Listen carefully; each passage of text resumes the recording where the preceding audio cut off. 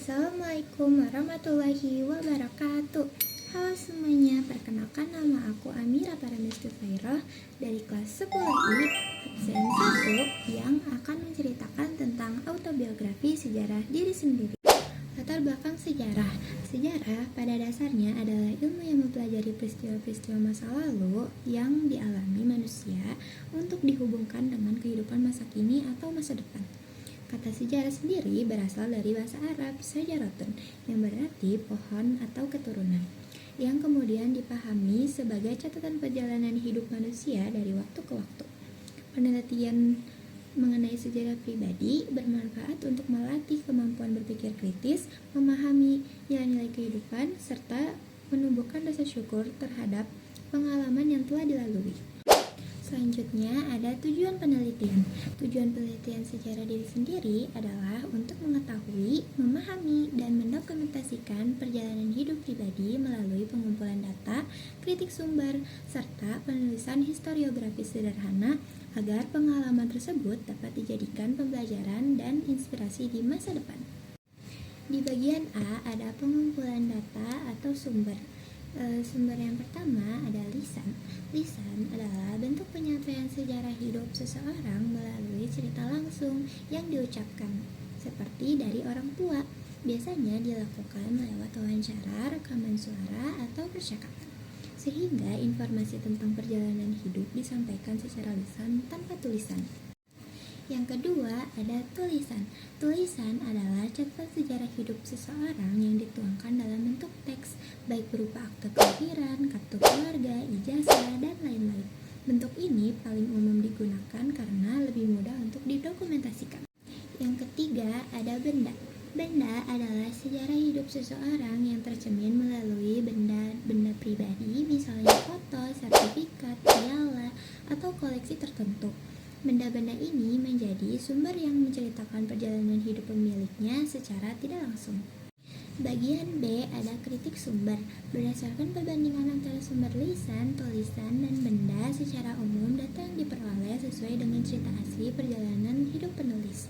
Beberapa detail memang ada perbedaan kecil, namun perbedaan tersebut tidak mengubah inti cerita.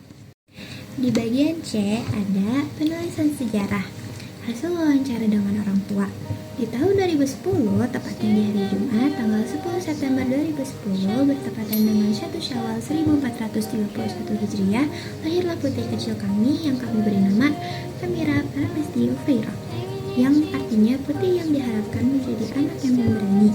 Amira lahir di Cilacap, tepatnya di tempat bidan Haryati, dan dibantu oleh Paraji yang bernama Mbah Sarin. Lahir dengan berat badan 2,7 kg dengan panjang 48 cm. Proses kelahiranku cukup panjang dan pembukaan awal sampai lengkap mama harus menunggu cukup lama karena aku terlilit tali pusar. Sewaktu kecil, Amira terbiasa diasuh oleh nenek dan kakek di rumah.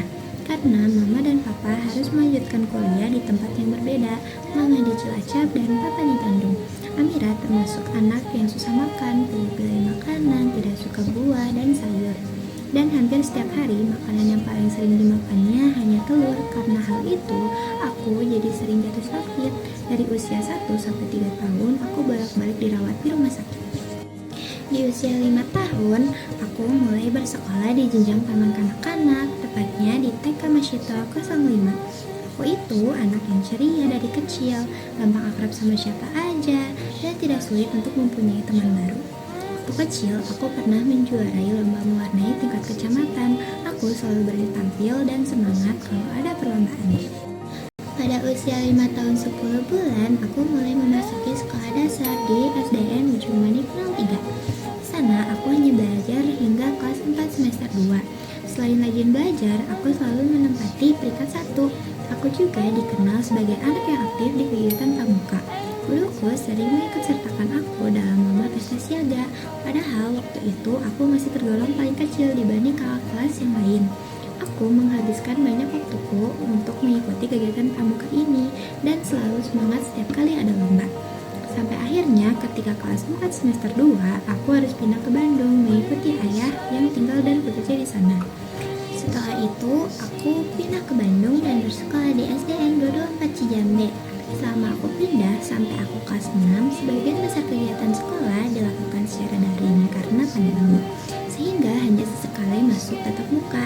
Di masa ini, aku juga pernah mendapatkan penghargaan siswa terbaik Ramadan Ceria berupa sertifikat dan piala. Pertengahan tahun 2023, pada saat aku usia 12 tahun, aku melanjutkan bersekolah di SMP Negeri 50 Bandung. Awal masuk rasanya takut dan deg-degan, karena disitulah aku benar-benar mulai sekolah secara normal lagi setelah lamanya PJJ.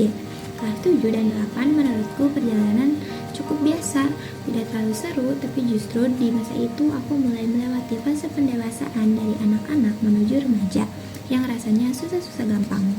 Banyak hal yang sudah aku lewati di masa SMP, tapi yang paling berkesan di kelas 7 dan 8 adalah saat aku ikut lomba fashion show di pasangan sebanyak 2 kali. Lalu juga pernah ikut lomba menyanyi solo antar kelas, juga ikut serta dalam paduan suara dan bermain alat musik angklung saat ada acara besar. Pengalaman-pengalaman itu jadi bagian yang seru dan menambah keberanian aku untuk tampil di depan banyak orang.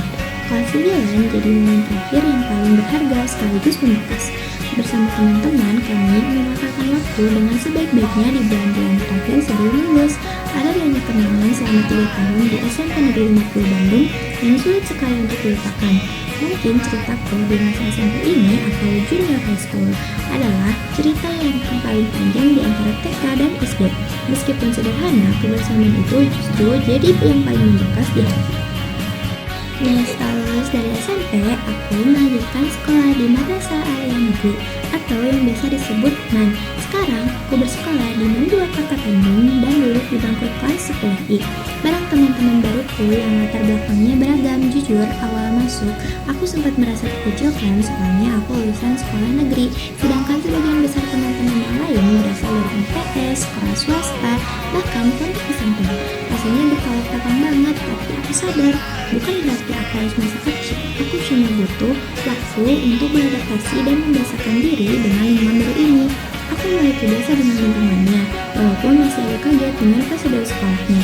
Karena di sini pulangnya lebih sore, tugasnya banyak, dan mata pelajarannya juga lebih banyak dibandingkan sekolah negeri biasa.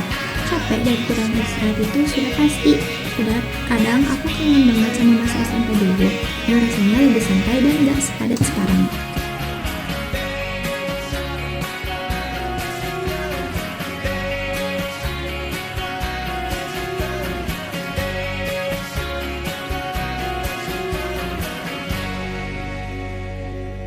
Di bagian D ada kesimpulan. Autobiografi merupakan tulisan yang berisi kisah hidup seseorang berdasarkan pengalaman nyata yang dialaminya.